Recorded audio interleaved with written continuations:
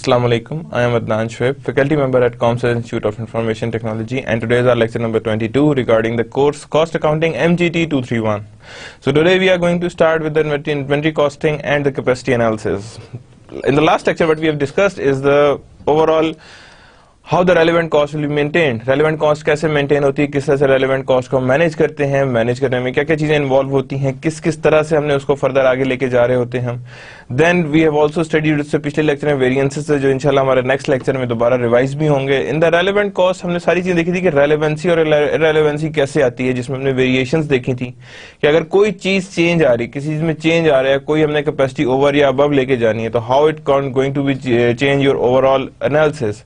और जिसके अंदर हमने देखा था कि रेलेवेंट कॉस्ट कौन सी होती हैं और इररेलेवेंट कॉस्ट कौन सी होती हैं. But today we are going to start with the inventory costing and capacity analysis. कि हम आज शुरू कर रहे हैं इन्वेंटरी कॉस्टिंग क्या होती है और कैपेसिटी एनालिसिस क्या होती है. That we are going to study today. हम आज ये देखेंगे कि क्या चीजें होती हैं इनमें इन्वॉल्व और किस तरह से ये वर्क करती हैं.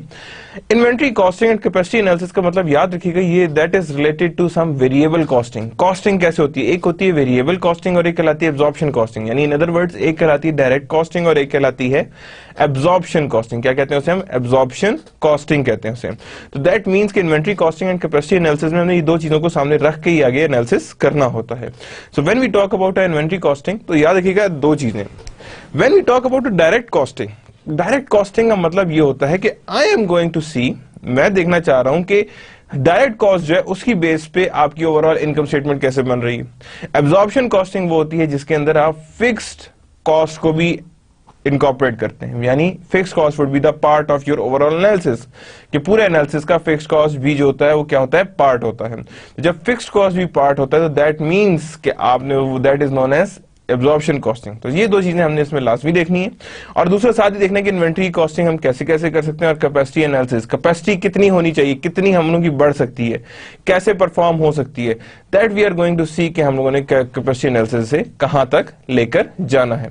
सो starting with the topic, obviously the readings are there. Chapter number 9 cost accounting, managerial emphasis, 14th edition by Horngren, बहुत अच्छी बुक है. इसका चैप्टर नंबर 9 है. And in supportive to that chapter number 7 managerial accounting 12th edition by Garrison, Noreen and Brewer. ये दो books हैं जिसे आप फॉलो करें. Do read the book. Again I am repeating that कि बुक्स लाजमी रीड कीजिएगा because cost accounting without book नहीं आती है. तो डेफिनेटली उसकी प्रॉब्लम जरूर अटेम्प्ट करें, सब कुछ करें जिस तरह मैं समझा रहा हूं उसी तरह ही उसे अटेम्प्ट करने की कोशिश करें. So we are starting with the chapter number 9. Starting with the learning objectives. हम सबसे पहले कहां से स्टार्ट करेंगे? लर्निंग ऑब्जेक्टिव से. Explain how variable costing differs from absorption costing. क्या करेंगे हम स्टार्ट वहां से कि वेरिएबल कॉस्टिंग कैसे होती है और एब्जॉर्प्शन कॉस्टिंग कैसे होती है. That we are going to see and compute unit product cost under each method. यानी दोनों में देखेंगे हम. वेरिएबल कॉस्टिंग में भी देखेंगे कि क्या यूनिट कॉस्ट आती है और एब्जॉर्प्शन कॉस्टिंग में भी देखेंगे कि हमारी क्या प्राइस आती है. Prepare income statement using both variable and absorption costing. Prepare income statement using both variable and absorption costing. कि जो भी वेरिएबल कॉस्टिंग और एब्जॉर्प्शन कॉस्टिंग है उसके हिसाब से हमने क्या बनानी है? इनकम स्टेटमेंट भी बनानी है. Reconcile variable costing and absorption costing net operating income and explain why the two amounts differ. यानी कि क्या करेंगे? रिकंसाइल करेंगे वेरिएबल कॉस्टिंग और एब्जॉर्प्शन कॉस्टिंग को नेट ऑपरेटिंग इनकम्स के साथ. यानी किसके साथ करेंगे? नेट ऑपरेटिंग इनकम्स के साथ. And explain why two statements differ. कहां से किस तरह से डिफर है. बात है जब मैं दो डिफरेंट तरीके से कॉस्ट कैलकुलेट कर रहा हूं तो इट्स अंडरस्टूड कि वहां पे मेरी कॉस्टिंग क्या आएगी? डिफर करेगी. यानी आपस में वेरी कर रही होगी, यानी वेरिएटेड कॉस्ट आएगी. तो जब मेरे पास वेरिएटेड कॉस्ट आएगी that means I have to see कि किधर में मेरी एब्जॉर्प्शन कॉस्टिंग आ रही है और किधर में मेरी डायरेक्ट कॉस्टिंग आ रही है. किस वजह से, किन बेसिस पे ये डिफर कर रही है. Obviously there exist a fixed cost difference, लेकिन हम देखेंगे कि एक फिक्स्ड कॉस्ट डिफरेंस कैसे और किस तरह से हमारे सामने आता है और किस तरह से हम उसे इनकॉर्पोरेट कर लेते हैं. Understand the advantage and disadvantages of both variable and absorption costing. Understand करेंगे both advantages and disadvantages of variable costing and absorption costing. सारी बात है, दोनों मेथड कंप्लीट नहीं है. दोनों में कहीं ना कहीं कोई ना कोई लैकिंग रिलाई कर रही है. जब लैकिंग रिलाई कर रही है दैट मींस कि वेरिएबल कॉस्टिंग के भी कुछ डिसएडवांटेजेस हैं एंड एब्जॉर्प्शन कॉस्टिंग के भी कुछ डिसएडवांटेजेस हैं जो एग्जिस्ट करते हैं, जो यानी जो हमारे सामने नजर आती हैं, जो हमने देखे हैं या जो हमारे सामने एग्जिस्ट करते हुए हमें नजर आ रहे हैं. सो दैट मींस कि वेरिएबल कॉस्टिंग और absorption costing both have the some type of you can say differences and disadvantages. So starting with the topic, हमने इसके लर्निंग ऑब्जेक्टिव्स देख लिए। Inventory costing choices, inventory costing की क्या क्या choices होती हैं? Absorption costing, product cost are capitalized, period cost are expensed. अब यहाँ पे क्या मतलब हुआ इसका कैपिटलाइज्ड और expense? Just focus on it. एक कह रहा है period cost capitalized and expense cost and period cost expense, यानी कि पीरियड कॉस्ट जो होगी वो हमारा खर्चा है, जबकि हमें प्रोडक्ट कॉस्ट जो है that is known as are investment, that is why it is so known as capitalised. इसे क्या कह रहे हैं हम कि ये कैपिटलाइज होती है।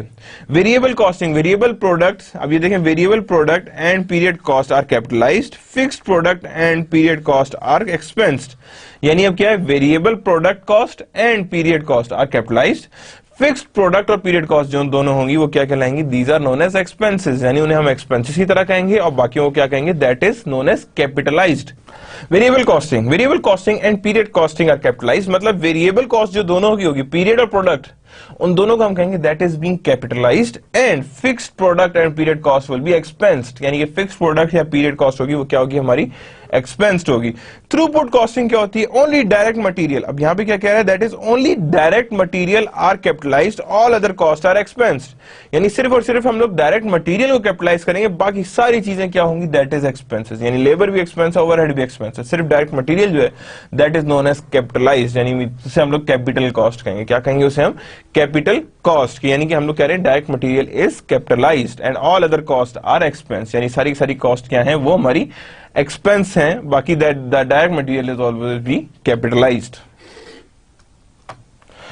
Now, cost comparison. Variable costing is the method of inventory costing in which only variable manufacturing costs are included in the inventoriable cost. यानी वेरिएबल कॉस्ट जो होती है वो that are the method of inventory costing, जिसमें सिर्फ variable manufacturing cost are included in the inventoriable cost, यानी कि सिर्फ और सिर्फ हम किसकी बेस पे अपना ओवरऑल कॉस्टिंग कर रहे हैं? That is based on inventoriable cost, यानी कि जो हम लोग इन्वेंट्री की बेस पे हम लोग कॉस्ट निकाल रहे हैं that is because of this reason, यानी कि हम लोग यहाँ पे इंक्लूड कर रहे हैं इन्वेंट्रीएबल कॉस्ट की किस किस बेस पे हमारी इन्वेंट्री सामने आ रही है। तो that what I am saying is variable costing is the method of inventory costing in which only variable manufacturing cost, यानी किसको ले रहे हैं हम? Are included in inventoriable cost, कि सिर्फ वेरिएबल कॉस्ट को हम ऐड करेंगे तो that is known as inventoriable cost. Absorption costing is the method of inventory costing in which all variable, क्या करेंगे? In which all variables manufacturing cost and all fixed manufacturing cost are included as variable cost. क्या करते हैं उसे? कि जितना हम लोग एब्जॉर्प्शन कॉस्टिंग, फिक्स्ड कॉस्ट और वेरिएबल कॉस्ट दोनों को हम ऐड करते हैं and then we have a inventoriable cost. ये एब्जॉर्प्शन कॉस्टिंग में होता है।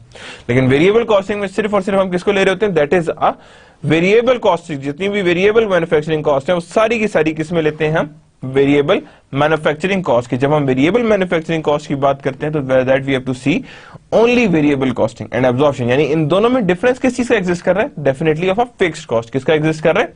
फिक्स्ड कॉस्ट का डिफरेंस एग्जिस्ट कर रहा है, कि फिक्स्ड कॉस्ट का डिफरेंस कितना है और कितना ज्यादा एग्जिस्ट कर रहा है। डिफरेंसेस इन इनकम, के इनकम में डिफरेंसेस कितने हैं और कितना लाई करते हैं, कितने डिफरेंसेस सामने नजर आ रहे हैं, कितने डिफरेंसेस हैं। Operating income will differ from absorption and variable costing, यानी अब क्या कह रहे हैं? ऑपरेटिंग इनकम दोनों केस में डिफर आती है। जाहिर बात है, एक इनकॉर्पोरेट कर रहा है आपके पास फिक्स्ड और एक कह रहा है कि मैं सिर्फ वेरिएबल पे रहूंगा, तो ऑब्वियसली ऑपरेटिंग इनकम तो डिफरेंट आएगी ना। क्यों आएगी? Because of fixed cost. Fixed cost एक इनकॉर्पोरेट कर रहा है, दूसरा कह रहा है कि नहीं यहाँ पे नहीं इनकॉर्पोरेट हो रही, तो दैट मीन्स कि यहाँ पे डिफरेंसेस एग्जिस्ट कर रहे हैं। So when the differences exist that means कि we are talking about the variable costing. The amount of difference represents the amount of fixed product cost, यानी अभी किसको रिप्रेजेंट कर रहे हैं? Amount of fixed product cost capitalized as inventory under absorption costing. किसकी बात कर रहे हैं हम? Under absorption costing. And expense as period cost under variable costing, यानी कि एक्सपेंस है period cost under variable costing, period cost की तरह लेंगे under variable costing. The amount of difference represents the amount of fixed product cost, the amount of difference जो है represents the amount of fixed product cost. किसको represent करता है? Amount of fixed product cost capitalize, fixed product cost capitalized as inventory, यानी कि जो fixed product cost as a inventory ली गई है under absorption costing and expense as a period cost under variable costing, और जिसको हमने एक्सपेंस किया under period cost under variable costing, जिसको हमने वेरिएबल कॉस्ट की तरह ट्रीट किया under period costing. Now comparative income statement, you can see that there exists a variable costing, there exists a absorption costing. अब क्या revenue आया 1000 6000 unit तो 6 million, यहाँ पे भी वही आ गया. Variable cost of goods sold, beginning inventory 0 थी, वेरिएबल मैन्युफैक्चरिंग कॉस्ट 8200 था, तो हमने कहा जी that was our cost of goods available for sale. फिर एंडिंग इन्वेंट्री हमने इसमें से माइनस की थी, हमने कहा जी कॉस्ट ऑफ गुड्स सोल्ड. यहाँ पे क्या हुआ, अब्जॉर्प्शन कॉस्टिंग. बिगिनिंग 0 थी, 200 यूनिट की वेरिएबल कॉस्ट थी, एलोकेटेड फिक्स्ड कॉस्ट वो भी हमने इसके अंदर ऐड कर ली, तो total cost of goods available for cell कितनी है कि this much. And inventory cost निकाली हमने कितनी के इसके हिसाब से निकाली, 2000 यूनिट थी, 335 के हिसाब से निकाली. Why 335? Because this plus this यानी 200 plus 135 that is equals to dedicated ending inventory. हमारे पास आ जाएगा 670,000 जो हमारे पास एंडिंग थी. तो हमारे पास यहाँ कितनी आ रही है 1.2 मिलियन, यहाँ पे 2.01 मिलियन, यहाँ कितनी आ रही है 2.01 million.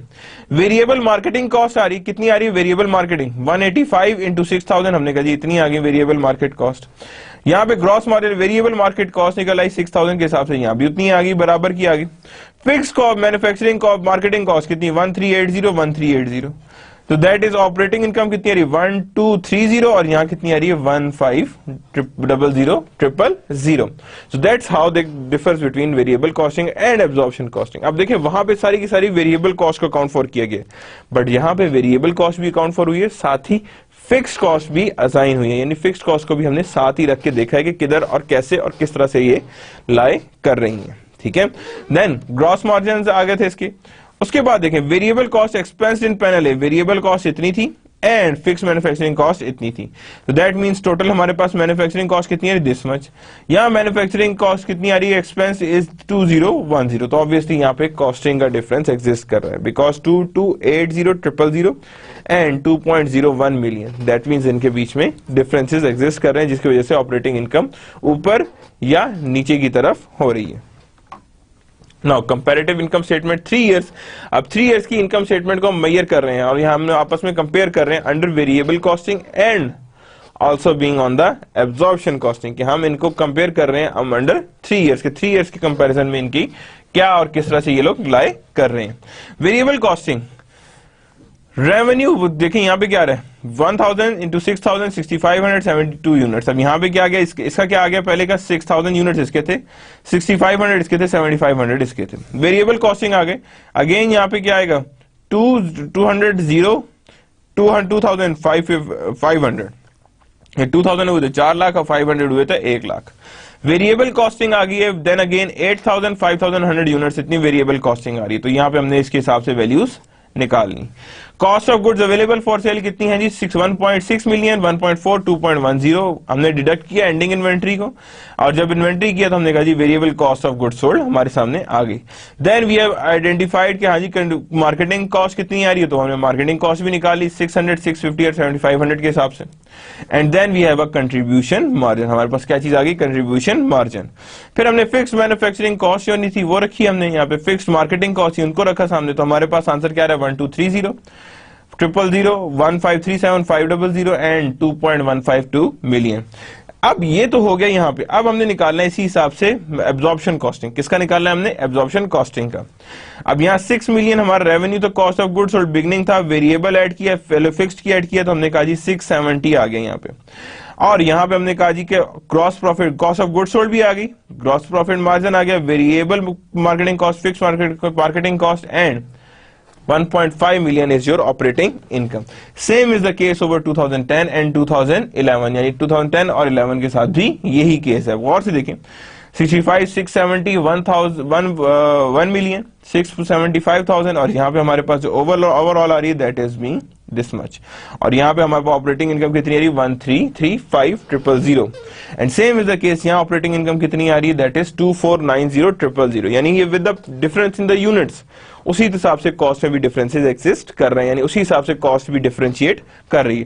Product volume variance, budgeted fix variance, fixed overhead allocated budgeted. अब यहाँ पे अब यहाँ देखें तो यहाँ पे हर एक चीज का वेरिएंसेस निकालिए, दैट इज ये देखिए यहाँ पे अनफेवरेबल देन फेवरेबल है, that is product volume variance, और यहाँ पे product volume variance can be calculated as, और यहाँ पे हमारे पास वेरिएंसेस आ गए। That means we have also calculated the variance regarding the production variance, volume variance and controllable variance, यानी इसके हिसाब से हमने वैल्यूएशंस की है। कंपैरेटिव इनकम इफेक्ट्स कैसे आ सकते हैं? Variable costing absorption are fixed product cost inventoried, variable में तो नहीं होता, यहां होता है। Is there is an product volume variance, इसमें नहीं होगा और इसमें होगा, because it is related to fixed cost. किससे रिलेट कर रहा है ये? फिक्स्ड कॉस्ट से रिलेट कर रहा है। Are classification between variable and fixed cost routinely made, yes, और यहाँ एब्जॉर्प्शन कॉस्टिंग में इनफ्रीक्वेंटली, कभी हो जाती है कभी नहीं होती, कभी हमेशा ये नहीं कहेंगे हम कि ये लाजमी होती है। That means it could happen, it may not happen. तो दैट मींस कि दोनों केसेस हैं जो यहाँ पे एग्जिस्ट कर रहे होते हैं। कंपैरेटिव इनकम इफेक्ट्स आ रहे हैं, वेरिएबल कॉस्टिंग आ गई है and absorption costing. How do changes in unit inventory cost affects operating income, यानी कि किस तरह, how it's changing in unit inventory cost, किसकी कॉस्ट में? यूनिट इन्वेंट्री कॉस्ट में जब चेंजेस आते हैं तो ऑपरेटिंग इनकम को कैसे अफेक्ट करते हैं। Production equals to sale, then me variable cost, और ये दोनों इक्वल हो जाएंगे। Production is greater than sales, then ये डिफर कर देंगे, ये लोअर आएगी और ये हायर आएगी। And production is less than sale, then it is higher and this is lower, यानी this is the common phenomena जो आपको नजर आ रहा है, यानी that phenomena is based on कि आपकी किस तरह की वैल्यूज कैसे लाई कर रही हैं। ठीक है, तो इक्वल इक्वल आ गया, लोअर हायर आ गया, यानी कि हमारी वेरिएबल कॉस्टिंग लोअर हो जाती है, प्रोडक्शन अब्जॉर्प्शन कॉस्टिंग हायर हो जाती है। And when there is a less sale and less production and higher sale, that means variable costing is high and absorption costing is lower, यानी वहां पे absorption costing क्या हो जाएगी? lower. Now variable costing and absorption costing, अब वहां पे हम कह रहे हैं कि जी what are the effects of cost volume profit, यानी क्या effects होते हैं cost volume profit for a given level of fixed cost, किसकी बेस पे? for a given level of fixed cost and a given contribution margin per unit and a given contribution margin per unit. कि what are the effects of cost, volume and profit for a given level of fixed cost and the given level of contribution margin per unit, यानी कि दोनों चीजें आपके पास given है कि given fixed cost and given contribution margin unit। तो क्या आएगा? cost, volume, profit। variable costing driven by the unit level of sale, driven by unit level of sale, unit level of production and chosen denominator level, यानी कि production से भी relate करता है, cell से भी रिलेट करता है और डिनोमिनेटर से भी रिलेट कर रहा है कि जो भी आपने डिनोमिनेटर में रखा है उसी हिसाब से ये भी वेरी कर जाएगा। Comparison of alternative inventory costing system, variable direct manufacturing cost, actual costing एरी, नॉर्मल कॉस्टिंग एरी, स्टैंडर्ड कॉस्टिंग एरी, actual price, actual quantity, actual price, actual quantity, input use, यानी कि दोनों देखें तो यहाँ पे क्या आ रहा है, ये देखें बिल्कुल एग्जैक्टली सेम पे आ रहे हैं। And standard price and standard quantity use, यानी नॉर्मल कॉस्टिंग में भी आपका यही कहेंगे कि हम लोगों ने एक्चुअल और actual quantity, actual price, actual quantity in actual pricing, and normal में भी यही होगा। और स्टैंडर्ड कॉस्टिंग में क्या है? Standard price into standard quantity, कि जितनी भी हमारी स्टैंडर्ड प्राइस थी उसी हिसाब से हमारी स्टैंडर्ड क्वांटिटी भी लाई कर रही है। वेरिएबल इनडायरेक्ट मैन्युफैक्चरिंग कॉस्ट, अब variable costing indirect manufacturing cost देखें। Variable costing indirect manufacturing cost क्या रही है? Actual costing, actual variable indirect cost, actual quantity, budgeted variable cost and actual quantity. That is means कि यहाँ पे rate, ये that is same is the case with the variance, जो हमने variance के चैप्टर में पढ़ा था उसी को हम सामने लेके चल रहे हैं कि यहाँ पे हमने बजटेड रेट रखा है या एक्चुअल रेट रखा है, और जब हमने यहाँ पे क्वांटिटी दोनों में क्या रखी है? एक्चुअल ही रखी है, यानी ये दोनों सेम में आ रहे हैं। और यहाँ पे स्टैंडर्ड वेरिएबल, स्टैंडर्ड क्वांटिटी आ रही है, यानी स्टैंडर्ड रेट और स्टैंडर्ड क्वांटिटी हमारे पास एग्जिस्ट कर रही है, कि ये हमारे पास स्टैंडर्ड रेट और स्टैंडर्ड क्वांटिटी एग्जिस्ट कर रही है। Now the fixed manufacturing cost क्या से निकल रही है? Actual price, actual quantity, actual price, actual quantity. अब यहाँ पे क्या है? Standard price into standard quantity. That's how we are finding the fixed manufacturing cost. इस तरह हम लोग निकाल रहे हैं कि ये हमारे पास क्या आ रही है? That is known as fixed manufacturing cost, की ये हमारी क्या है? फिक्स्ड मैन्युफैक्चरिंग कॉस्ट है जो एग्जिस्ट कर रही है, जो हमारे सामने नजर आ रही है। Now the fixed indirect manufacturing, अब पहली क्या थी? डायरेक्ट मैन्युफैक्चरिंग कॉस्ट, अब क्या रही? Fixed indirect manufacturing cost. Actual अब अगेन वही होगा, actual price, actual quantity, budgeted fixed rate and actual quantity, and standard rate into standard quantity. यानी कि अगेन देखें वही चीज चल रही है जो हमने वेरिएंसेस में पढ़ी थी, जो वेरिएंसेस में हमारे सामने आई थी, हमने उसी वेरिएंसेस की चीज को सामने रख के आगे देखा है। यानी एक्चुअल फिक्स्ड इनडायरेक्ट रेट है, actual quantity of cost allocation based used है, बजटेड फिक्स्ड इनडायरेक्ट रेट्स हैं, यानी कि बजटेड फिक्स्ड इनडायरेक्ट रेट्स कैसे होंगे, and actual quantity of cost allocation basis use के actual quantity of cost allocation किस तरह से यूज हो रही है, and then standard fixed indirect rates के स्टैंडर्ड फिक्स्ड इनडायरेक्ट रेट कितने होंगे, and standard quantity of cost allocation basis allowed for actual output achieved, यानी कि कैसे एक्चुअल आउटपुट अचीव की जा सकती है, allowed for actual output achieved के किस तरह से एक्चुअल आउटपुट अचीव की जा रही है। Performance issues and absorption costing, क्या क्या परफॉर्मेंस इश्यूज एग्जिस्ट करते हैं फॉर एब्जॉर्प्शन कॉस्टिंग, यानी कि एब्जॉर्प्शन कॉस्टिंग से रिलेटेड या एब्जॉर्प्शन कॉस्टिंग को साथ रखते हुए कौन कौन से परफॉर्मेंस इश्यूज एग्जिस्ट करते हैं। तो when we are going to see कि हमारे परफॉर्मेंस इश्यूज कैसे एग्जिस्ट कर रहे हैं। Manager may seek to manipulate income by producing too many units, यानी कि manager may seek to manipulate income by producing too many units, कि उसमें हमने कहते हैं कि मैनेजर जो वो सीक करता है to manipulate income by producing too many units, क्या करता है वो टू मेनी यूनिट्स प्रोड्यूस करना चाहता है।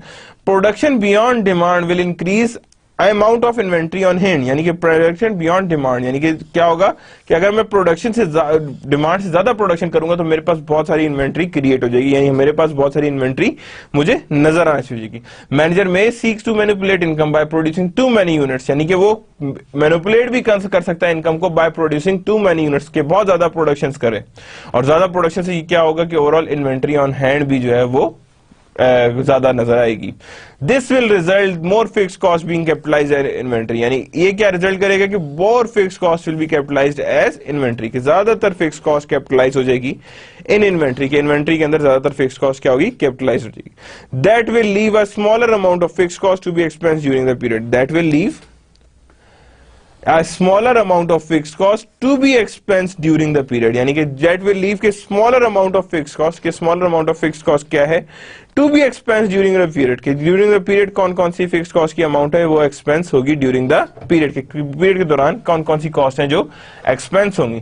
that will leave a smaller amount of fixed cost, की यानी कि that will leave a smaller amount of fixed cost, कि हमारे पास जो भी होगी वो smaller amount of fixed cost को लेके आएगी, यानी कि फिक्स कॉस्ट का एक्सपेंस जो है वो थोड़ा नजर आना शुरू हो जाएगा ड्यूरिंग द पीरियड, कि हर पीरियड में फिक्स कॉस्ट का जो डिवीजन है, सारी बात है प्रोडक्शन ज्यादा करोगे तो फिक्स कॉस्ट ज्यादा में डिवाइड होगी तो ज्यादा कम कॉस्ट नजर आना शुरू हो जाएगी।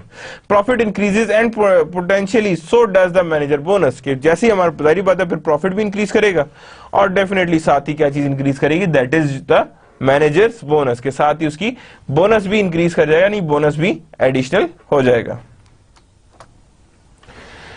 Now inventories and costing method, की इन्वेंट्रीज कौन कौन सी होती हैं और कॉस्टिंग मेथड्स कौन कौन से एग्जिस्ट कर रहे होते हैं। One way to prevent unnecessary buildup of inventory for bonus purpose is to base managers bonus on profit calculated using variable costing, यानी कि आपने प्रिवेंट करनी है कि अननेसेसरी इन्वेंट्री डंप ना हो, तो आप मैनेजर का बोनस प्रॉफिट पे रखें बेस्ड ऑन एब्जॉर्प्शन कॉस्टिंग, किस बेस पे रखें, बेस्ड ऑन एब्जॉर्प्शन कॉस्टिंग, कितनी ज्यादा वो एब्जॉर्प्शन में based on variable costing, sorry not absorption costing but variable costing, किसकी बेस पे आपने रखना है, based on the variable costing, जो भी हमारे पास कॉस्टिंग है हम उसी वेरिएबल कॉस्टिंग के हिसाब से चलेंगे। Drawback, complicated system of producing two inventory figures, one for external reporting and other one for the bonus calculation, कि यानी हम ये नहीं कह सकते कि हमने एक जो है वो डेवलप करना है फॉर एक्सटर्नल पर्पस और एक हमने डेवलप करना है फॉर बोनस पर्पस, यानी कि यहाँ पे कॉम्प्लिकेशन जनरेट होगी, बिकॉज ऊपर जो बात हो रही है वो क्या है, developing for the bonus purpose, कि आपने जब बोनसेस निकला है तो आपको पता होना चाहिए आपकी वेरिएबल कॉस्टिंग कैसे और किस तरह से होगी, यानी उसी हिसाब से हम कहेंगे कि बेस्ड ऑन बोनस कैलकुलेशन, किसकी बेस पे जा रहे हैं वो bonus calculation. Drawback, complicated systems of producing the inventory figures, क्या है, for producing two inventory figures, कितनी inventory figures, two, one for external reporting and other for bonus calculation, यानी कि वन जो है वो एक्सटर्नल रिपोर्टिंग के लिए होगा एंड अदर जो होगा वो बोनस कैलकुलेशन के लिए यूज होगा, यानी एक्सटर्नल रिपोर्टिंग भी आ गई और साथ ही हमारे पास क्या आ गया, बोनस कैलकुलेशन के, हमने साथ ही बोनस कैलकुलेशन को भी सामने रखा है। Other manipulation schemes beyond simple over production, बहुत सारी और मैनिपुलेशन स्कीम्स हैं जो प्रोडक्शन के अलावा भी है, कि हम ओवर प्रोडक्शन के अलावा भी बहुत सारी चीजें जो हम लोग मैनिपुलेट कर सकते हैं। मैं अगर बात करूं कि ओवरऑल मैनिपुलेशन का क्या मतलब क्या होता है, तो सबसे पहले ये बात करेंगे द थिंग जो एक अंदाज की जाए दूसरे अंदाज से किया जाए जिससे आपको बेनिफिट ज्यादा नजर आए, that is being known as manipulated. यानी आप उसको एक्चुअली लफ्जों के बेस पे आप उसकी एक चीज का मतलब दूसरी चीज की तरफ ले जाना, या उसे एक तरह से डिफरेंट एंगल की तरफ से देखना शुरू हो जाना, या उसे एक तरह से चीजों को उस एंगल के थ्रू छुपाना। तो that what we known as manipulation. उसे क्या कहते हैं हम? Manipulation. Deciding to manufacture products that absorb the highest amount of fixed cost, यानी कि deciding to manufacture products they absorb the highest amount of fixed cost regardless of demand। यानी manufacture product की बात करते हैं तो वो ज्यादातर highest amount of fixed cost absorb कर लेते हैं रिगार्डलेस ऑफ डिमांड, कि डिमांड को सामने नहीं देखते लेकिन वो हाईएस्ट फिक्स कॉस्ट को अपने ऊपर असाइन कर लेते, यानी कि cost is based on them, यानी उन पे बेस करते हुए। जैसे चेरी पिकिंग, अब इसी का मतलब यही होता है कि आप उसे highest amount of fixed cost की बेस पे सिलेक्ट कर रहे होते हैं। Excepting an order to increase production, यानी ऑर्डर्स आए तो ऑर्डर्स को एक्सेप्ट करें। टू इंक्रीज प्रोडक्शन, क्या करें? Increase of production.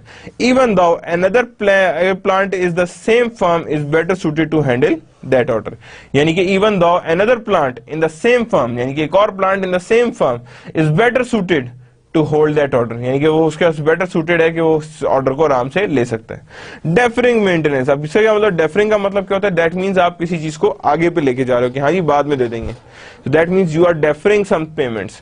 तो इसी तरह डेफरिंग मेंटेनेंस है कि अगर मेंटेनेंस जो है वो अभी चाहिए तो आप कह रहे हो नहीं चलो अगले महीने कराते हैं, तो that means you have deferred the maintenance. क्या कर दिया आपने? डेफरिंग कर दी है इन मेंटेनेंस के, जो भी मेंटेनेंस की डेफरिंग है वो सामने नजर आ रही है। Management counter manner for fixed cost manipulation scheme, यानी क्या काउंटर मैनियर हो सकते हैं for fixed cost manufacturing machine, fixed cost manufacturing machine के लिए। Careful budgeting and inventory planning, careful budgeting and inventory planning. Incorporate and internal carrying the charges for inventory, यानी incorporate और internal के internal को incorporate करें for carrying charges of inventory, या जो हमारे पास इन्वेंट्री का पूरा चार्ज ले, यानी जो भी हमारे पास आए वो पूरा कंप्लीट चार्ज लेके आए। Change lengthen the period used to evaluate performance, यानी कि लेंथ में इंक्रीज कर लो period for the used performance, के परफॉर्मेंस को इवैल्यूएट करने के लिए उसे ओवरऑल पीरियड ऑफ लेंथन कर दें, आप उसी क्या करें उसका टाइम पीरियड टाइम स्पेन बढ़ा दें। Include non financial as well as financial variables, यानी कि दोनों तरह के इंक्लूड करें, नॉन फाइनेंशियल को भी और फाइनेंशियल वेरिएबल्स को भी। In the measure to evaluate performance, in that measure to evaluate the performance, कि जिस भी मेजर पे होगा उसी मेजर पे बेस करते हुए हम उसी क्या करेंगे? परफॉर्मेंस को इवैल्यूएट करेंगे। Now the income and effect for the inventory build up, यानी कि इनकम इफेक्ट्स कैसे होते हैं for inventory build up. Let's see, अब यहाँ पे देखें तो यूनिट डाटा आ रहा है, तो एंडिंग इन्वेंट्रीज हमारे सामने नजर आ रही है, that is the ending inventory. Revenues निकाल ली है हमने, और यहाँ पे कॉस्ट ऑफ गुड्स सोल्ड है, बिगनिंग आ गई, वेरिएबल कॉस्ट आ गई, allocated cost of goods sold आ गई, डिडक्ट इन्वेंट्रीज आ गई, तो हमने कहा जी प्रोडक्ट वॉल्यूम वेरिएंसेस ये रहे, तो that is known as our cost of goods sold. इसे क्या कहते हैं हम? That is known as your cost of goods sold. और माइनस किया जब सेल्स में तो that we have a gross profit margin, and then we have minus the micro marketing cost, that is operating income, यानी कि operating income को सामने रखते हुए हमने ये चीजें एनालाइज की हैं, यानी that is what we operating income we guide for the income effect of inventory build. किस पे? Income effect of inventory build. Now extreme variable costing exists, throughput costing, किसकी बात कर रहे हैं हम? throughput costing की बात कर रहे हैं। throughput costing, super variable costing is a method of inventory costing in which only direct material cost, यानी कि क्या है वो एक is a method of inventory costing, क्या करते हैं हम इससे? method of inventory costing in which only direct material cost, किसकी वजह से? in which only direct material costs are included as inventory cost, यानी कि direct material cost जो होगी वही सिर्फ include होगी as inventory cost, all other product costs are treated as operating expense, यानी बाकी सारों को हम कैसे ट्रीट करते हैं? as an operating expense, कि जो भी हमारे पास operating expense है हम उसी के हिसाब से उसे ट्रीट करते हैं। थ्रूपुट कॉस्टिंग इलस्ट्रेटेड, अब यहाँ पे देखें थ्रूपुट कॉस्टिंग क्या आ रही है, देखें यहाँ पे तो ओल्ड जैसे पहले था। Direct material cost, beginning inventory यहाँ पे आ गई हमारे पास 500 के हिसाब से, direct material is there, cost of goods available for sale, and then ending inventory जो आ रही है that is 20,000, 55,000 and 30,000। That means direct material and cost of goods sold कितना है जी? That is 660,000, 715 and 825। So that is our determined cost of goods sold. Throughput contributions कितना है जी? That is 5.34 million, 5.78 million and 6.67 million. That is our inputs, यानी throughput costing हमारे सामने ये आ गई। तो मैन्युफैक्चरिंग कॉस्ट जब हमने लगा दी तो मैन्युफैक्चरिंग कॉस्ट जब माइनस की तो that we have a operating income किसकी बेस पे आ रहा है, ये ऑपरेटिंग इनकम की बेस पे। नाउ कॉस्ट सिस्टम कंपेयर्ड, कि अब हमने कॉस्ट सिस्टम को क्या करना है, आपस में कंपेयर करना है। यहां पे देखिए क्या लिखा है, actual costing, normal costing and standard costing. Actual prices, actual quantity input is used. Actual prices, actual quantity of input used. Standard price and standard quantity is used. Actual variable overheads into actual quantity of cost allocation base is used. यानी कि actual level of cost allocation base is used. Budget, variable overheads, overhead rate, actual quantity of cost allocation base is used. Actual quantity क्या है जी, cost allocation base is used. और यहाँ क्या है जी, standard variable overhead rate, यानी standard variable overhead rate है। Rates into standard quantity basis followed for actual output achievements, और नीचे fixed में आ रहा है actual price into actual quantity, actual price into actual quantity, and then quantity of input and standard price into standard quantity. Applied fixed overhead rates आ गए, and actual quantity of cost allocation base used, and budgeted fixed overhead rates and actual fixed quantity of cost of allocation base. तो यहाँ पे कितना आ रहा है, standard fixed overhead cost and standard quantity of cost allocation base allowed for actual output, यानी किसकी वजह से कह रहे हैं, allowed for actual output. Now overview of absorption and variable costing. अब absorption costing क्या है जी, यहाँ पे देखें, product cost, period cost. Product cost कितनी है, डायरेक्ट मटेरियल, फिक्स्ड ओवरहेड, ये सारी की सारी क्या है, product cost. And fixed period cost कौन कौन सी, that is variable and fixed. यानी in other words variable costing में these are all known as product cost, and fixed manufacturing overheads will be added in the period cost, कि जो भी आएगा fixed manufacturing overheads जो है that would be added into the period cost, यानी period cost में हम इसे एड अप कर लेंगे। Now there exists a quick check को exist है, which method will produce the highest values for work in process and finished goods inventories, यानी कौन सा प्रोजेक्ट है जो इनमें से हाईएस्ट वैल्यू देगा for work in process. Absorption costing, direct variable costing, they will produce the same value of these inventories and it depends. तो यहाँ पे हमारे पास आंसर क्या है, एब्जॉर्प्शन कॉस्टिंग, कि जब हमारे पास सारा कुछ है और then we have a overall name of the overall concept that is known as absorption costing. क्या कहते हैं उसे हम, absorption costing. Now unit cost comparison computation, हम क्या करें, यूनिट कॉस्ट को कंपेयर करें। Harvey company produces a single product with the following information, units produce annually this much, direct labour FOH यहाँ पे हम लोग क्या कहेंगे, that is of 10, and then selling and admin expense 3, and then fixed cost, क्या किसी बात हो रही, fixed cost per year, manufacturing overhead 150,000, and selling and admin expenses जो है वो कितने आ रहे हैं, 1 लाख आ रहे हैं। तो that is the data that is involve in this question. Unit cost computation आ गई थी, जहां पे हमने डाटा देखा है, डाटा देख लिया है, सेलिंग एंड एडमिन एक्सपेंसेस आ गए हैं, दैट इज 100,000, उससे पहले मैन्युफैक्चरिंग ओवरहेड थे, that is 150,000। So unit cost comparison, जो unit product cost is determined. अब कैसे, एब्जॉर्प्शन कॉस्टिंग एग्जांपल भी और वेरिएबल कॉस्टिंग एग्जांपल भी, डायरेक्ट मटेरियल डायरेक्ट ओवरहेड दोनों के सेम है। फिक्स्ड मैन्युफैक्चरिंग ओवरहेड कितनी है, $6, यहाँ 0, तो दैट मींस कि आपके पास ओवरऑल कॉस्ट किसकी ज्यादा आ रही है, that is based on absorption costing. अब इस एब्जॉर्प्शन कॉस्टिंग में कौन सी चीज है जो ऑलरेडी वेरिएबल कॉस्टिंग में एग्जिस्ट नहीं कर रही, तो that is 6 of fix cost, यानी फिक्स कॉस्ट का 6 जो है वो इसमें ऐड हो चुका है। तो under absorption costing selling and admin expenses are always treated as period expense, किसकी तरह ट्रीट होते हैं वो, that is period expense, and deducted from revenue as incurred, यानी कि ये एक्सपेंसेस जैसे ही आते हैं उन्हें रेवेन्यू में से डिडक्ट कर दिया जाता है एज इनकर्ड, किसकी तरह डिडक्ट किया जाता है, दैट इज एज इनकर्ड, कि जो भी हमारे पास इनकर्ड आ रही है उसी की बेस पे हम ये देख रहे हैं, यानी उन्हीं के बेस पे हम ये एलान कर रहे हैं। Now income comparison of absorption costing and variable costing, यानी इनकम की कंपैरिजन है एब्जॉर्प्शन कॉस्टिंग और वेरिएबल कॉस्टिंग की। Let's assume the following additional information from Harvey Company. 20,000 units were sold during the year at a price of $30 each. किसकी base पे करें, $30 each. There was no units in the beginning inventory. किसकी base पे, there is no units in the beginning inventory. Now let's compute net operating income using the both absorption and variable costing. यानी वो कितने 20,000 units बना रहे हैं। During the year price क्या रही है, $30 रही है each. There is no unit in the beginning inventory. Beginning inventory में कोई unit नहीं था।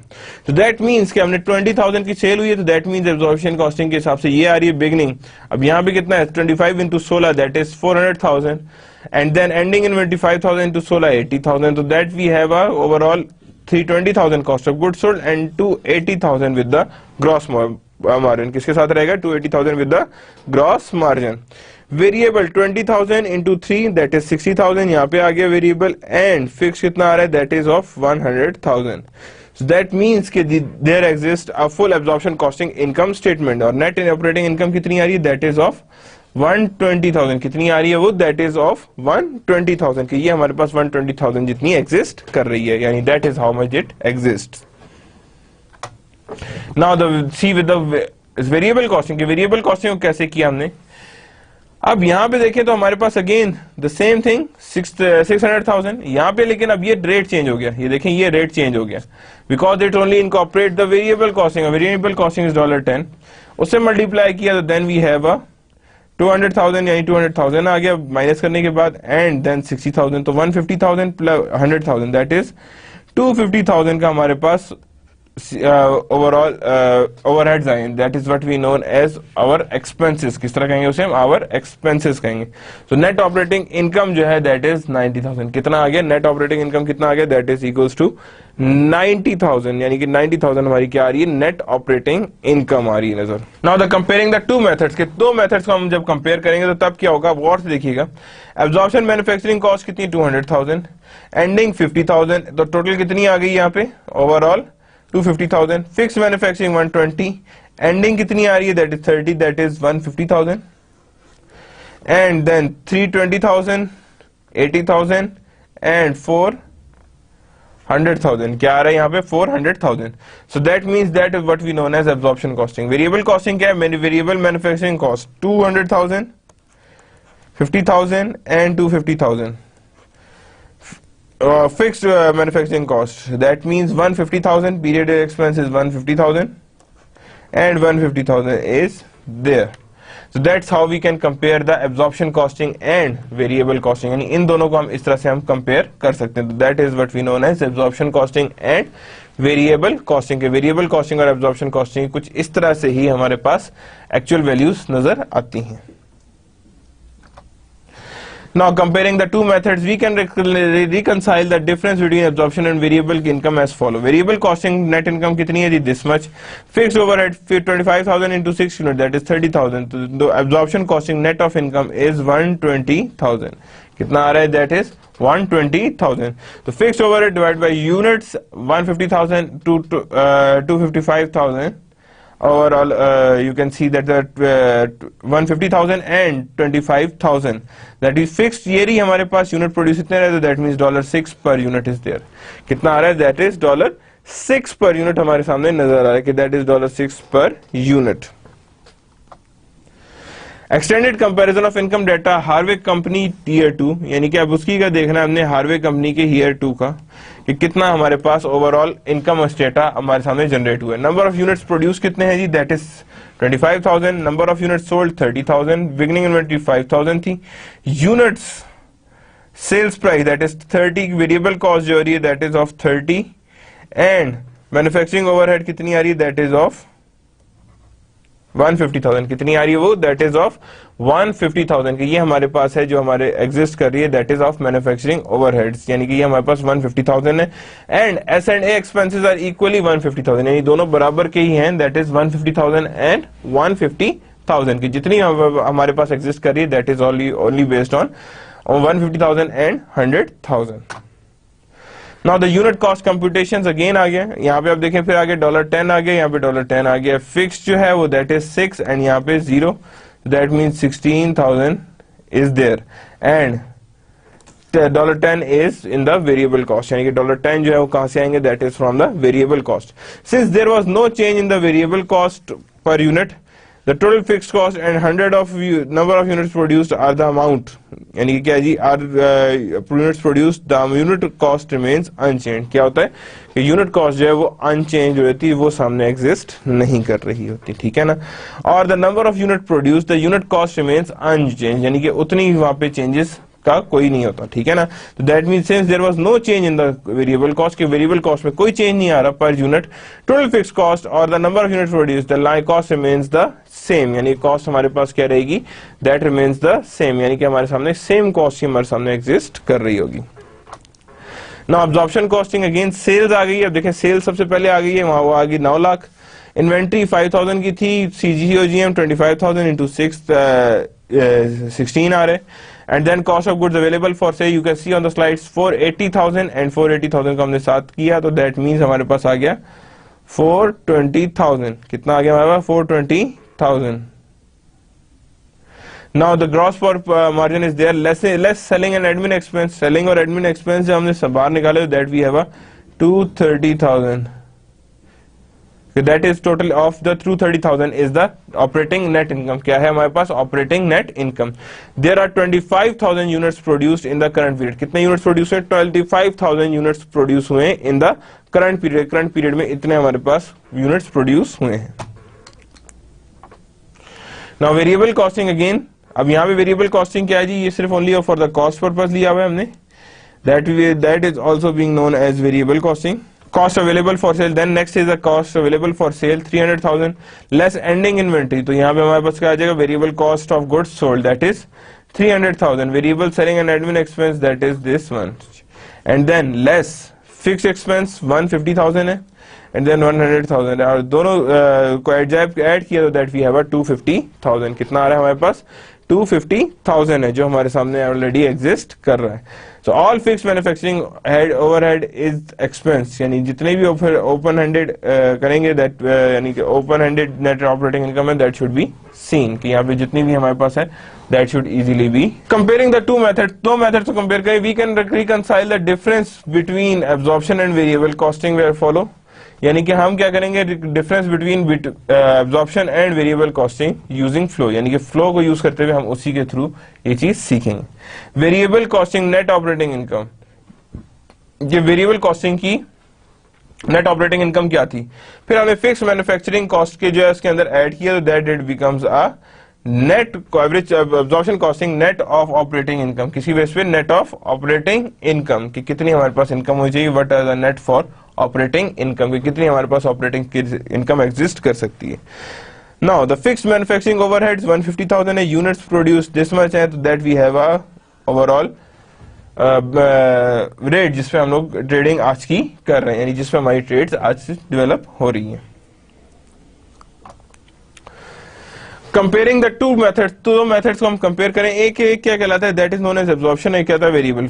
एब्जॉर्प्शन कहता है 120,000 का पीरियड दे दो, 230,000 का सेकंड पीरियड है, दैट इज 350,000. कितना आ रहा है वो? 350,000. वेरिएबल कॉस्टिंग कितनी है? 90,000 है या 260,000 है, and then it is of the this same one. यानी यहाँ पे हमारे पास सेम चीजें एग्जिस्ट कर रही हैं, यानी सेम चीजें हमारे सामने नजर आ रही हैं कि that's how we are assuming things, कि जिस तरह से हम अज्यूम करेंगे उस तरह से इसकी चीजें अज्यूम होती जाएंगी.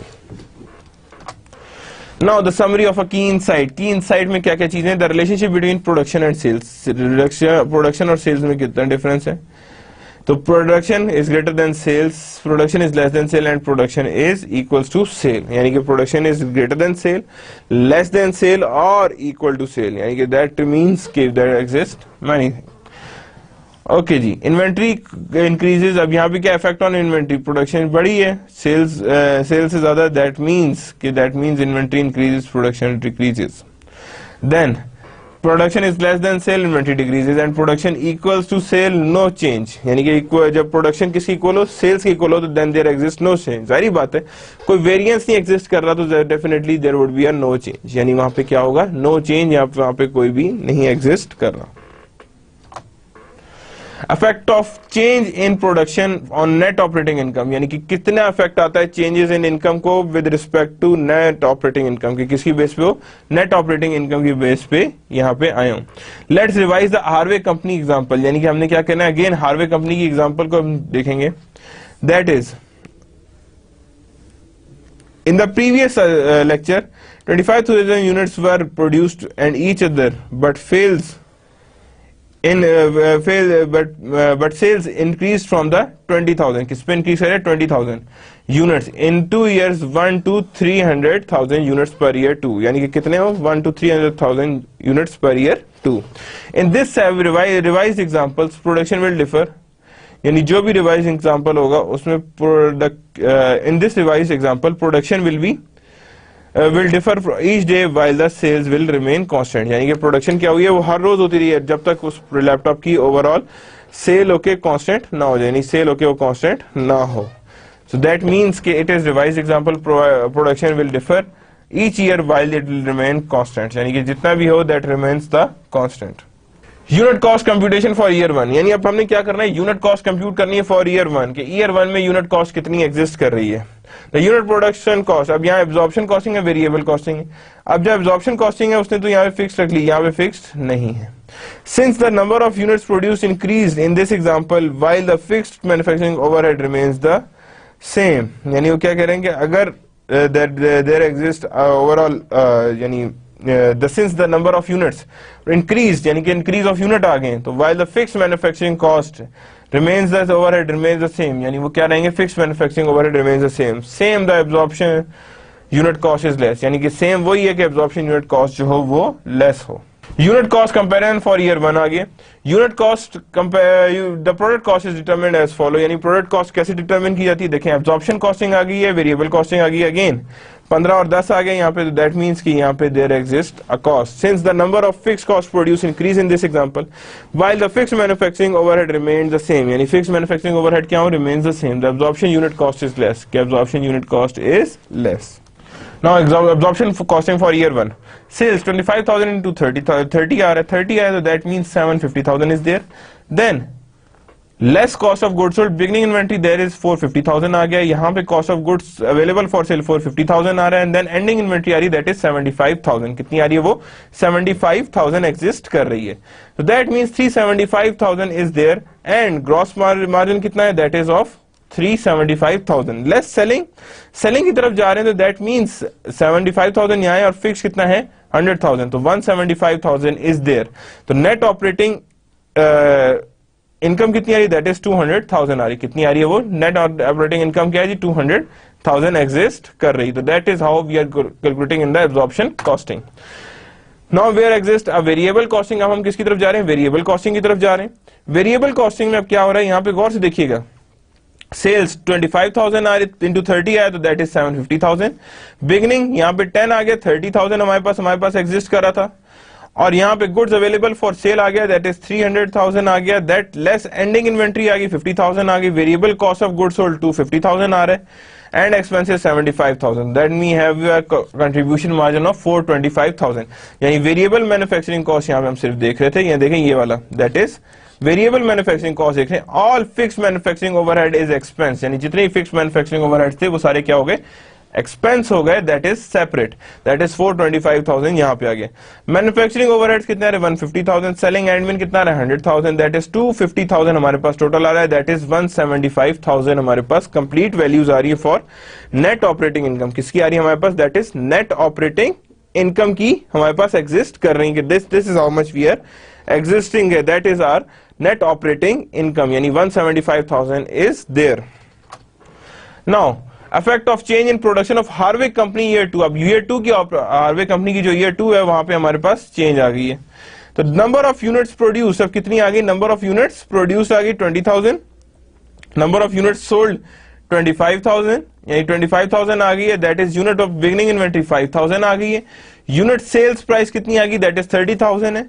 Direct material, direct labour and variable manufacturing overhead, that is 10. Selling and administrative expenses, that is 3. Fixed cost per year कितना रहा, manufacturing overhead, that is 150,000, and selling and admin expense कितना है, दैट इज 100,000. वो कितने आ रहे हैं, that is known as 100,000 की. ये हमारे पास टोटल में कितने एग्जिस्ट करेंगे, 100,000 एग्जिस्ट करेंगे. Now unit cost computation for year 2. अब ईयर 2 की कॉस्ट कंप्यूट हो रही है. अब गौर से देखिए, डायरेक्ट मटेरियल उतना ही आ रहा है, दैट इज सेम. अब ये जो डिवाइड होगी वो क्या होगी, ईयर 2 की होगी. यानी कि हमारे पास अगर मैं बैक पे जाऊं तो मेरे पास क्या आ रहा है, यहाँ पे 150,000. अब मैंने यहाँ पे क्या, चेंज इन प्रोडक्शन में चेंज आ रहा है. फिक्स कॉस्ट पर ईयर जो है वो चेंज हो रही है. सो दैट मींस कि हमने यहाँ पे 150,000 को हमने डिवाइड किया किससे, 20,000 यूनिट्स. और 20,000 यूनिट्स हमारे पास कहाँ थे, देयर इट इज, यानी जितने यूनिट्स हमारे पास प्रोड्यूस्ड हो चुके, तो जितने प्रोड्यूस हो गए उसे डिवाइड किया, दैट इज 750. तो हमारे पास क्या आ रहा है, दैट इज 17.50. क्या आ रहा है हमारे पास, 17.50 एग्जिस्ट कर रहा है, दैट इज $10 आ रही है हमारे पास वेरिएबल कॉस्टिंग, और 17.50 क्या आ रही है हमारे पास, एब्जॉर्प्शन कॉस्टिंग आ रही है. Now since the number of units produce decrease in the second year, कब डिक्रीज हो गए? सेकेंड ईयर में डिक्रीज हुए। While the fix manufacturing overhead remain the same, the absorption cost unit is now higher. यानी कि अगर हमारे पास production decrease कर गई है और हमारे पास फिक्स कॉस्ट सेम है, जाहिर बात है अब क्या होगा, यहाँ पे 1.5 लाख था, वहां पे हमारी प्रोडक्शन कम हुई तो 20,000 है, सपोज 10,000 हो गई।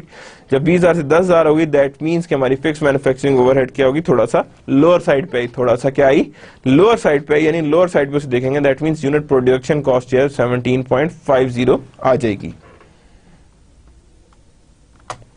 Absorption costing for year 2, absorption costing year 2 की बात करते हैं तो क्या है, 25,000 यूनिट्स यहाँ पे भी प्रोड्यूस हुए थे, ये आ गए। Beginning cost of goods sold आ रही है 55,015 आ गई, यहाँ पे आ गया ये 17,000 cost of goods manufactured I. Cost of goods available for cell this much, ending कोई नहीं बची, सारी की सारी क्या आ गई यहाँ पे, ग्रॉस प्रॉफिट मार्जिन के साथ हमारे सामने ये चीज एग्जिस्ट कर रही है, that is our gross profit margin 325,000। कितना एग्जिस्ट कर रहा है हमारे पास, 325,000। तो less selling and admin expense कितना है, वेरिएबल आ गया, दैट इज 75,000 आ गया, दैट इज 100,000 आ गया, दैट इज 175,000 आ रहा है, and 150,000 is our answer.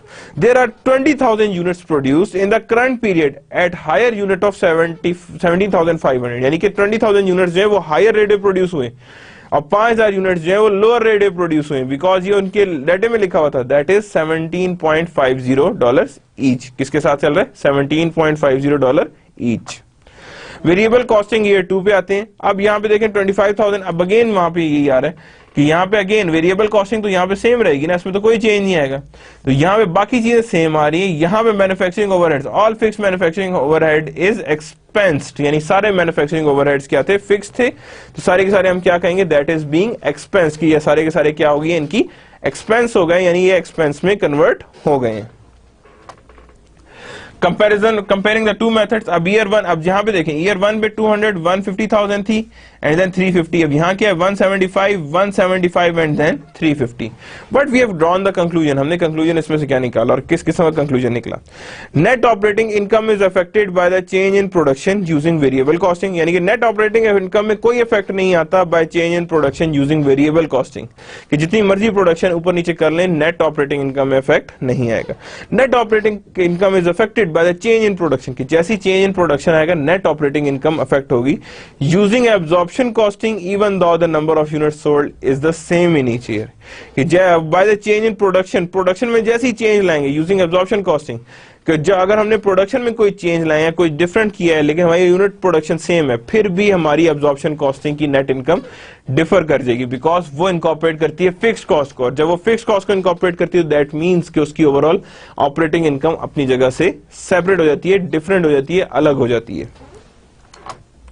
Now impact on manager, manager के ऊपर क्या इम्पैक्ट है, opponents of absorption costing argued that shifting fixed manufacturing overhead cost between period cost can lead to faulty decisions, कि अगर हमने मैन्युफैक्चरिंग ओवरहेड कॉस्ट जो period cost के बीच में ले आएंगे तो दैट मींस कि हमारे पास फॉल्टी डिसीजन आ जाएंगे।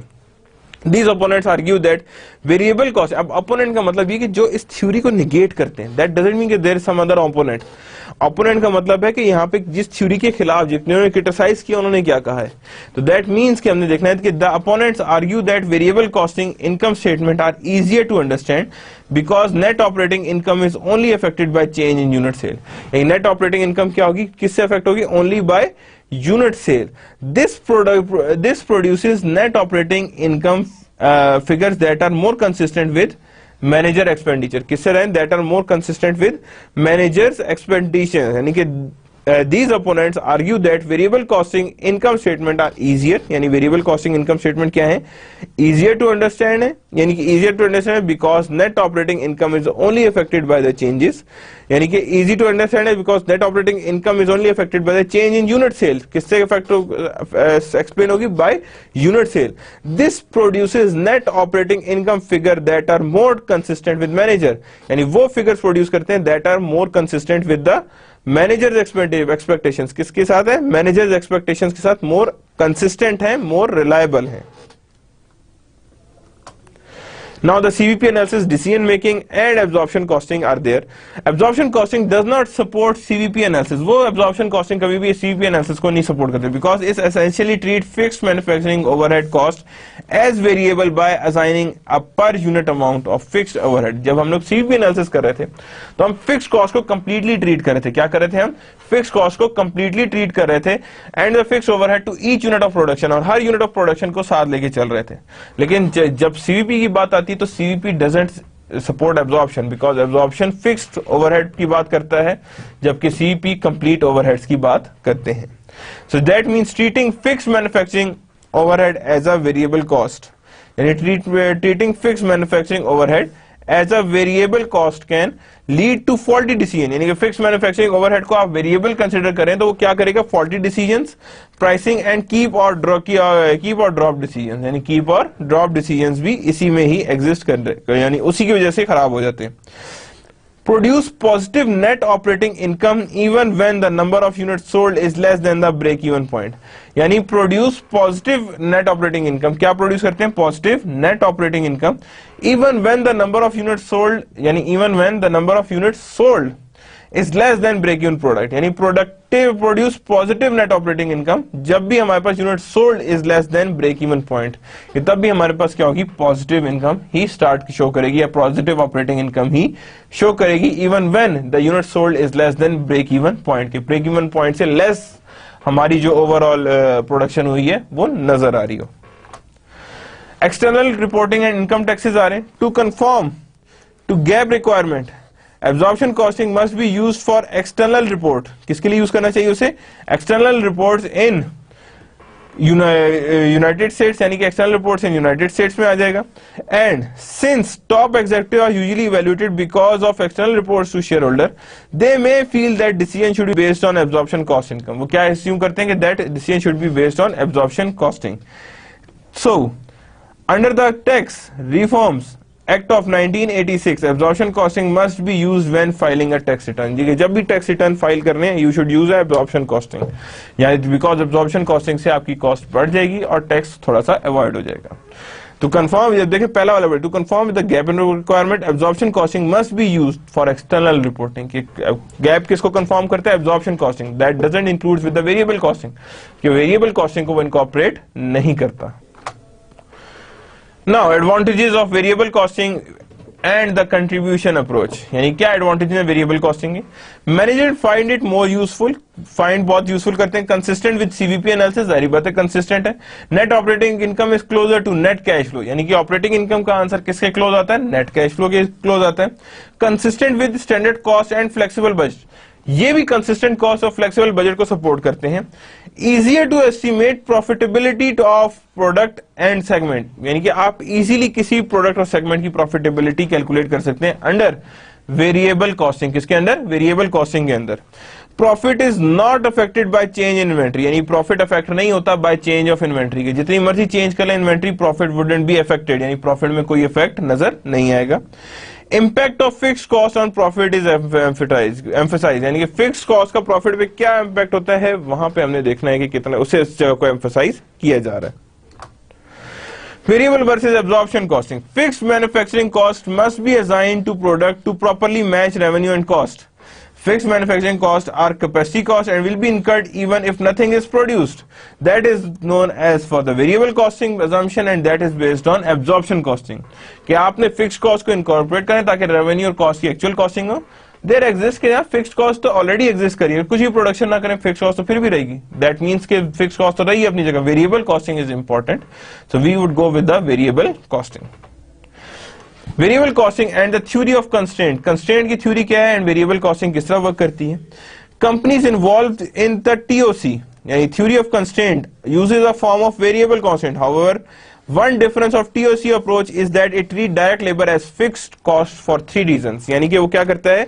direct labor को fixed cost treat करता है for 3 reasons. For example, many companies have commitment to guarantee worker minimum number of paid hours. यानी गारंटी की होते हैं कितने minimum number of paid hours आपको provide करेंगे. And direct labour is usually not a constraint, यानी कि direct labour जो है कभी भी कंस्ट्रेंट नहीं होता. TOC emphasize the role direct labour play in driving the continuous improvement, यानी कि डायरेक्ट लेबरर क्या प्ले करता है role in continuous improvement, since lay off often devastate morale, यानी अगर बाहर टर्मिनेट करना जो है हमेशा मोरल डाउन करता है। Managers involve in TOC are extremely reluctant to lay off employ, यानी कि मैनेजर्स जो है वो हमेशा थ्योरी ऑफ कंस्ट्रेंट के ऊपर बहुत एक्सट्रीमली रिलक्टेंट होते हैं to lay off the employ, की एम्प्लॉय को आप निकाल दें।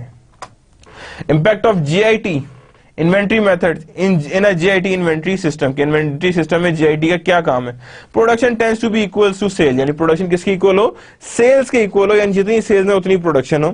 सो the difference between variable and absorption income tends to disappear, यानी कि जितना भी हमारे पास difference between variable and absorption income tends to disappear, कि जो difference of variable and absorption का आ रहा है वो डिसअपीयर हो जाए when we are going to follow the GIT system. ये जीआईटी सिस्टम का फायदा है। So that's the end of the today's lecture. Today we have discussed the absorption costing and variable costing and also discussed some examples. Do read the book because ये book के बगैर आपको नहीं समझ आएंगी। कुछ तो मैंने यहाँ पे एक्सप्लेन कर दिया, but if you are going to have a more knowledge about that, do read the book। जो रेफरेंस रीडिंग्स मैंने आपको दी हैं। आज हमने वेरिएबल कॉस्टिंग भी, एब्जॉर्प्शन कॉस्टिंग भी देखा, जीआईटी भी देखा, थ्योरी ऑफ कंस्ट्रेंट का क्या रोल है वो भी देखा हमने, और साथ ही हमने डिफरेंट एग्जांपल्स देखेंगे कि जब दोनों कंपेयर की तो क्या हुआ। One is taking with the fixed cost and other is not taking in the fixed cost. वो कहता है कि जब ये कांस्टेंट है बढ़ती रहेगी, बट फिक्स्ड कॉस्ट को इनकॉर्पोरेट करें ताकि एक्चुअली रेवेन्यू और कॉस्ट का अंदाजा हो। तो there are the two other opinions but both will be followed. One is followed by the gap, gap follows the absorption costing. So that's the end of the today's lecture. अल्लाह हाफिज।